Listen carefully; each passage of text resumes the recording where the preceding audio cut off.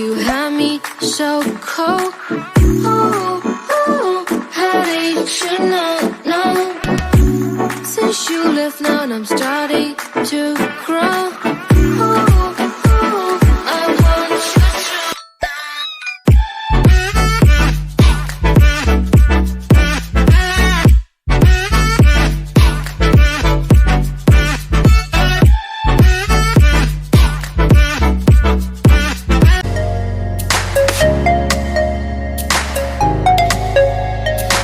Assalamualaikum warahmatullahi wabarakatuh. Nama saya Nur Asma Atika binti Azhar. Saya telah menjalani latihan industri selama 4 bulan, iaitu bermula daripada 21 hari bulan 3 2022 sehingga 7 hari bulan 7 2022 di syarikat Barakah Agribis Enterprise atau lebih dikenali sebagai Saudagar Nenas Agrofarm di Sungai Merak, Kajang, Selangor. Kemudian saya ingin membentangkan tentang latar belakang syarikat. Saudagar Nenas Agrofarm telah ditubuhkan pada Ogos 2018 dengan menyediakan tapak tanaman dan kerja-kerja menanam nenas bermula dengan 2 ekar pada September 2018. Bermula dengan mengusahakan tanaman nenas sebanyak 2 ekar dan mendapat bantuan daripada Lembaga Perindustrian Nenas Malaysia LPNM Negeri Selangor, kini beliau telah berjaya mengembangkan perusahaan tanaman nenas. Kini tanaman nenas beliau telah memasuki 14 hektar dalam masa 4 tahun. Secara keseluruhannya, tanaman nenas MD2 ini memberikan margin keuntungan yang sangat tinggi kerana fokusnya adalah jualan secara langsung kepada pelanggan. Bagi memastikan bekalan sentiasa mencukupi, beliau menggunakan teknik menghormon pokok nenas bagi memastikan nenas dapat dituai secara berperingkat dan bekalan nenas sentiasa mencukupi untuk pemasaran. Bukan sahaja buah nenas MD2, malah sulur nenas MD2 juga mendapat permintaan yang tinggi, di mana pada tahun 2020 beliau telah mengekspor 3 kontainer sulur nenas MD2 ke Sabah dan 6 kontainer ke Sarawak. Selain daripada itu, Encik Hadi juga aktif dalam aktiviti khidmat masyarakat seperti memberi taklimat dan nasihat secara percuma kepada penduduk Sungai Merak dan usahawan muda yang ingin mencuburi industri nenas. Seterusnya, terdapat pelbagai produk hiliran yang dihasilkan di kafe seperti smoothie, jus nenas, karipat nenas, sambal nenas, kek keju nenas, nenas goreng dan pelbagai produk yang berasaskan nenas. Seterusnya, saya ingin membentangkan misi dan visi organisasi. Visi Saudagar Nenas adalah ingin menjadikan ladang nenas sebagai kawasan agro pelancongan. Manakala misi Saudagar Nenas Agrofarm pula ialah ingin memperkenalkan produk berasaskan nenas di pusat agroturism, ingin memperkenalkan sistem ejen dan stokis untuk memasarkan produk nenas, ingin memasarkan nenas ke pasaran antarabangsa dan mewujudkan minat pengunjung terhadap nenas. So, setelah saya menjalani latihan industri di Saudagar Nenas Agrofarm selama 4 bulan, saya telah didedahkan dengan teknik pengurusan ladang yang betul. Sebelum menanam nenas, kita mestilah mengenal pasti kawasan yang mampu menampung keperluan terhadap pertumbuhan pokok nenas yang sihat dan subur.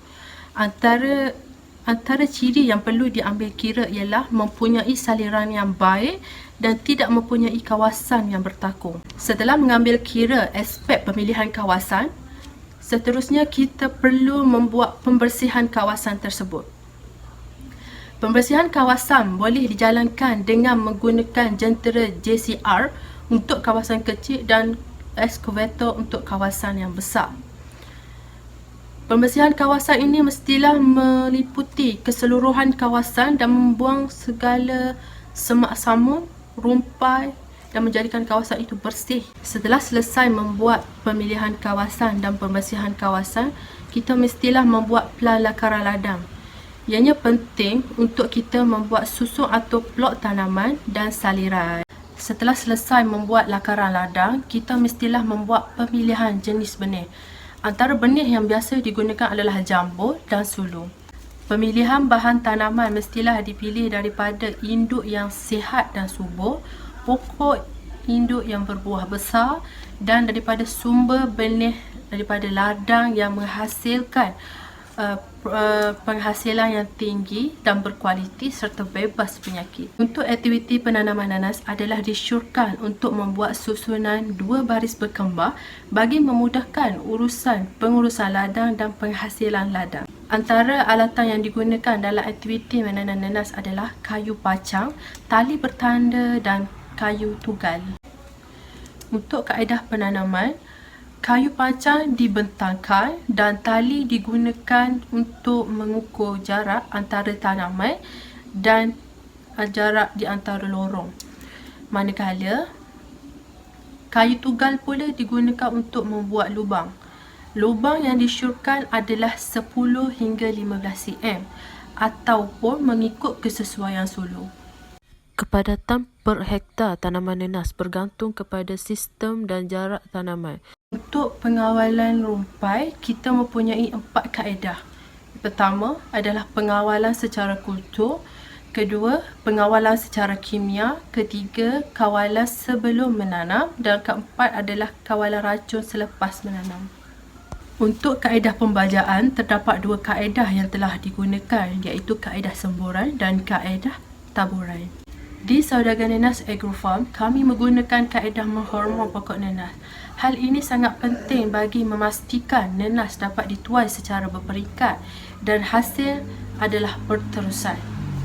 Selain itu, kaedah menghormon ini adalah dijalankan sebanyak 2 bulan sekali.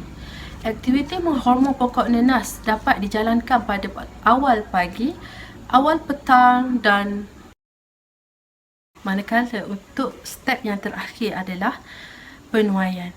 Penuaian buah nanas boleh dituai apabila telah menunjuk ciri-ciri kematangannya. Terdapat 7 indeks kematangan buah yang dapat kita lihat.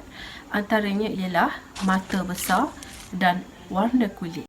Kesimpulannya, setelah menjalani latihan industri selama 4 bulan ini telah banyak mengubah pemikiran saya, cara pergaulan saya, cara bekerja dan yang paling penting adalah ilmu yang saya perolehi.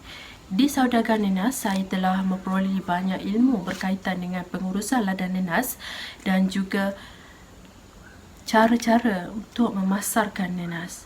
Secara tidak langsung, ianya telah menarik minat saya untuk mencuburi bidang peladangan. Akhir sekali, untuk komen dan cadangan saya untuk pihak universiti, saya berharap pihak universiti menambah lagi jam kredit untuk setiap semester bagi program amali seperti latihan industri ini. Cadangan saya untuk pihak syarikat pula adalah pihak syarikat mestilah menambah lagi tenaga pekerja bagi melancarkan proses pengurusan syarikat. Sekian, terima kasih.